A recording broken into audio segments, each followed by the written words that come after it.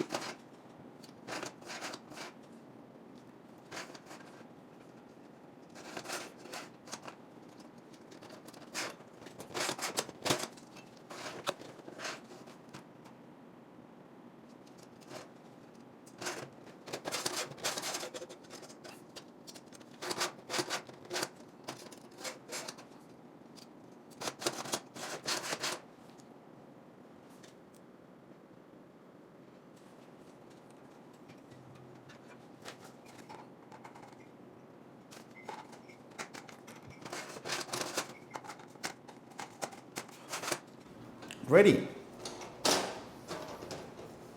We are going to try it in our kitchen, so that's it. Let's try it. Friends, let me show you how you could use this under sink rack. As you can see, it can help you to organize your stuff so it won't be cluttered. This drawer can hold different articles or products, and this way your under sink cabinet is better organized and everything is neatly put together. Thank you.